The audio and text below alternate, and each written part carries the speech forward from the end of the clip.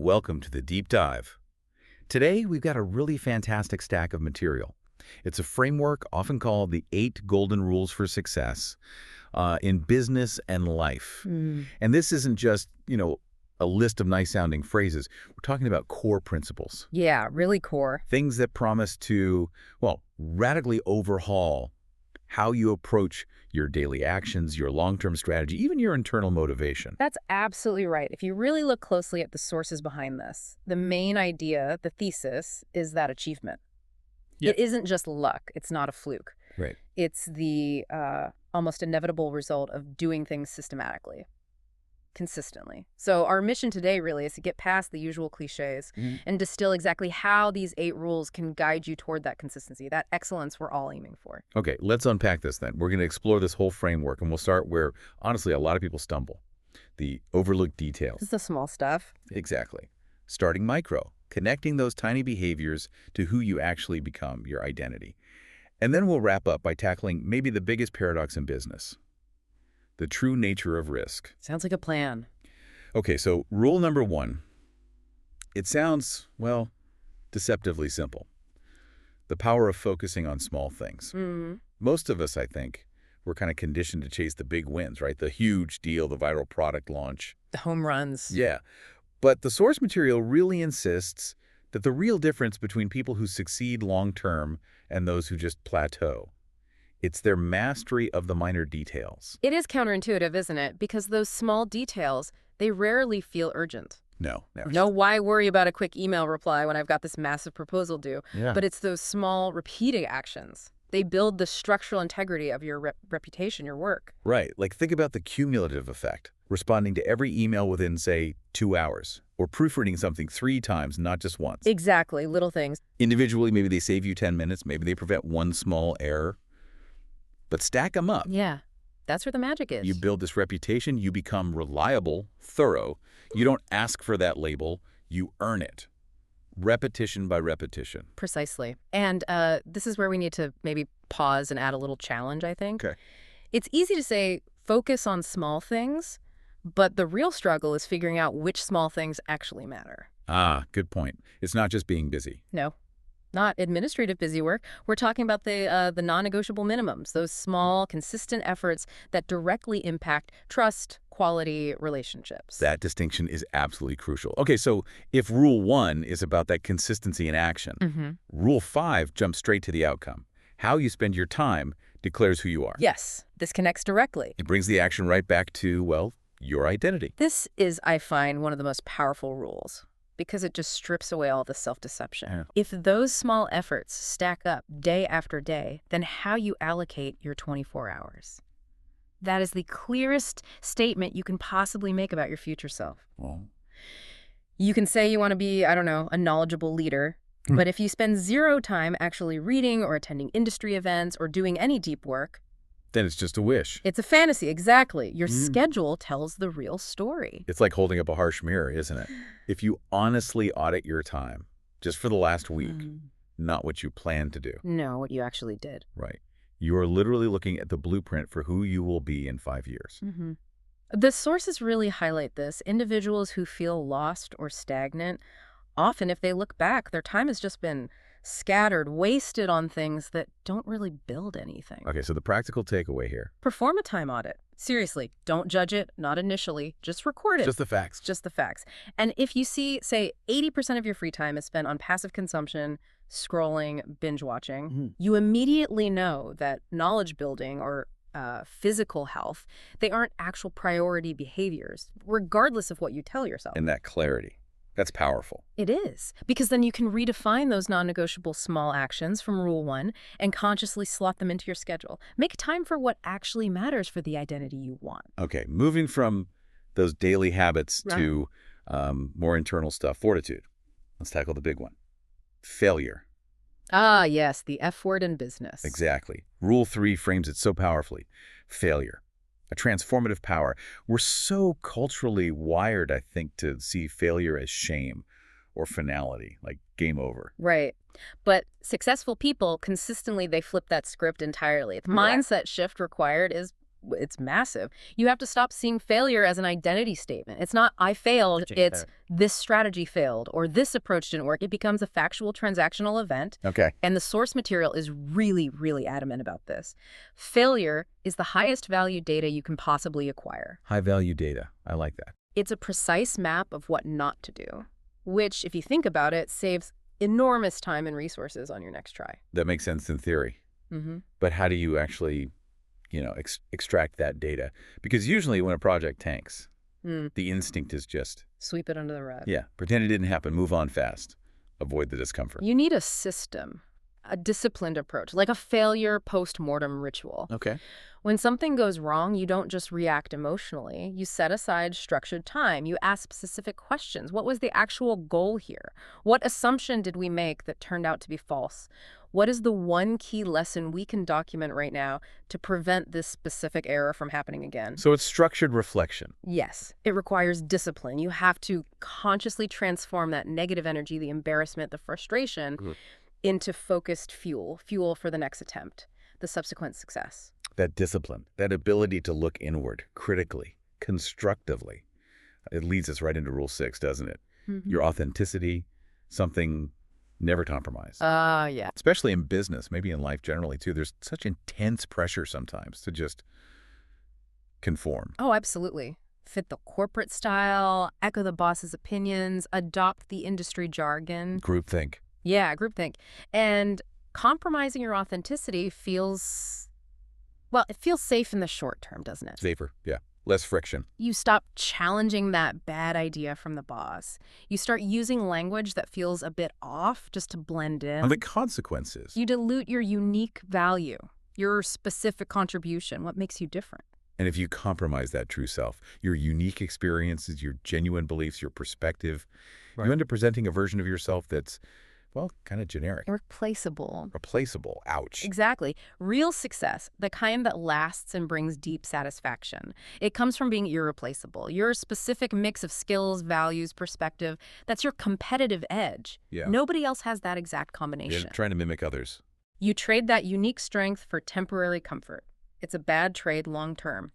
The truly successful person knows they might get criticized sometimes for being different, but they recognize that difference is their power. It's what makes them valuable. All right, let's shift gears a bit. Focus on strategic investment. Rule 4 really cuts through the noise here.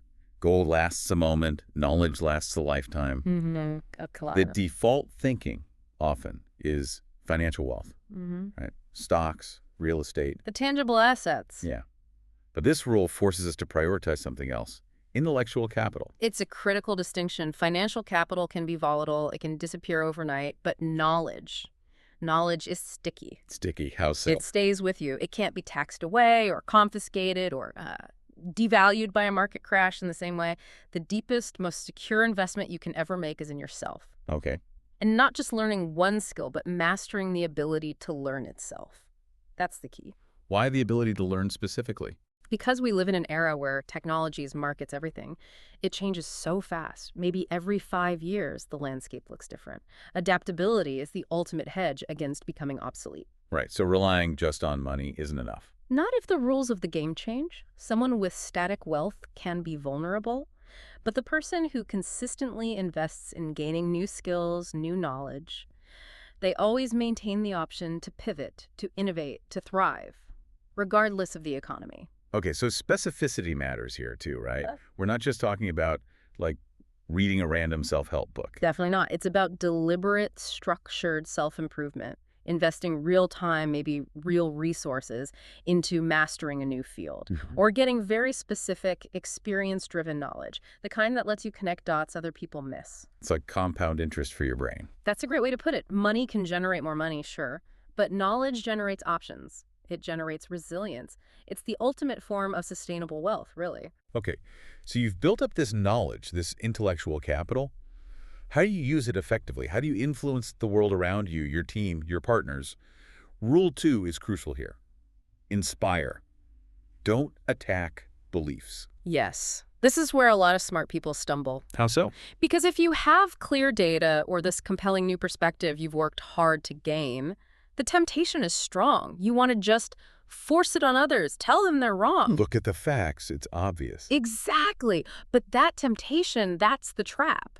The human brain, you see, it's hardwired to defend its existing beliefs, especially when attacked directly. The backfire effect. Precisely. Saying, you're wrong, here's why, triggers immediate defensiveness. Their shutters come down. You might win the argument in your own head. But you lose the person. You lose the relationship, and critically, you lose any real chance for influence. No minds are changed. Okay, so direct confrontation is out. What's the strategy then? If you want to generate real change, get buy-in. It's the difference between declaring a truth and facilitating a discovery. Facilitating a discovery. Yeah. Instead of attacking, you inspire curiosity. You plant seeds. How does that look practically? You could share an interesting story that illustrates your point indirectly. Or present an unexpected perspective, maybe frame it as a question. I wonder if. Or introduce data that subtly contradicts their view, but without labeling them as incorrect. So less, your old process is inefficient, and more. More like, hey, I saw this other company trying something similar, and what they discovered about their cycle time was pretty fascinating. Could any of that apply here, you think? Okay. You're opening a door, not kicking it down. Exactly. You plant the seed, you let them connect the dots, you allow them to own the discovery process. Because that internal realization, that aha moment. That's the only source of lasting change, because they arrive at the truth themselves. Their mind stays open. All right, let's bring it home. The final two rules. And they really redefine our whole concept of security. I think Rule 7 is deliberately provocative. The biggest risk is taking no risk at all. This one definitely goes against the grain. Totally. Conventional wisdom, financial planning, it's all about preserving capital, staying steady, minimizing risk. Play it safe. But that conventional wisdom often assumes a world that's, well, static. Stable. Which ours isn't. Not even close. We live in a world defined by rapid, accelerating change, technological, social, economic. So clinging to the comfort zone. The way things have always been done, you are basically guaranteeing strategic complacency. You're setting yourself up to be blindsided. So the risk isn't that you'll fail spectacularly by trying something new. Sometimes, maybe.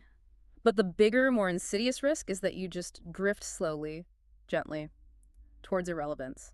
We see this play out all the time with big companies, don't we? Constantly. They get comfortable. They rely on their old successful models. They underinvest in real innovation. And then, seemingly overnight, they get disrupted, replaced by some nimble competitor who wasn't afraid to try something different. That safe zone creates atrophy. It weakens you. The safety you think you're clinging to, it's an illusion. It's quicksand. So what's true safety then? True safety, real security, is generated by your ability to face and manage uncertainty, to adapt. If you never take a measured risk, you never develop that internal flexibility. You don't build the professional muscle memory you need to adapt when external change inevitably forces a risk upon you, because it will. That need for movement, for adaptation, brings us straight to the final rule. Rule 8. Risk to grow no risk means standing still. Yes, the logical conclusion. So if avoiding risk is actually the biggest risk, Right. we need to be clear about what kind of risk we're advocating for here. It's not just about reckless gambling. Not. No way. This is about calculated risk-taking, thoughtful risk-taking, Yeah. meaning the focus is on maximizing learning while minimizing the potential catastrophic downside. You figure out the acceptable loss, what you can afford to lose if it goes wrong in terms of time, money, reputation, and whether it's starting a small side venture or pushing for an innovative but unproven project at work or even making a career change. Growth fundamentally demands that you step outside what feels comfortable and routine. There's no growth in the comfort zone. None. And what's the universal guaranteed return on taking these calculated risks, even if the project itself fails? Experience. Experience, Yeah. Exactly. You will either succeed or you will learn valuable lessons from the failure. Maybe both. But in either outcome, you gain experience, you gain knowledge, you refine your judgment in a way that simply standing still guarantees you will never acquire. So standing still is stagnation. It is. If you're standing still, you're stagnant, maybe even going backwards relative to a moving world. If you are risking thoughtfully, you are growing. Always. Even in failure. And that growth. Yeah. That's the ultimate measure of long-term success, isn't it? Regardless of any single immediate outcome. #tag outro. Wow. The stack of rules Yeah. taken together. It's really powerful because they connect all these seemingly separate parts of life. They do. From the tiny detail of crafting an email all the way up to the massive decision of taking a career risk. Mm-hmm. And it becomes really clear, I think, that success isn't about performing one big heroic act. It's not a single event. No, it's a process. It's about embedding these 8 principles, these mindsets, into your daily consistent routine, making them habits. The synthesis here, I think, is really about intentionality, being deliberate. How so? These rules demand that you operate with a kind of radical self-awareness, auditing your time honestly, defining your non-negotiable authenticity, approaching challenges not just with fear, but with curiosity, and having a structured plan for learning from everything. It's a journey then. Yeah. Built on countless micro decisions. And foundational mindset shifts. Yeah. Exactly. So what does this all mean for you listening right now? You've heard the full spectrum from managing the tiny details to managing significant risk. The path to success, as these rules suggest, begins with a decision made today about who you actually want to be tomorrow. So think about it.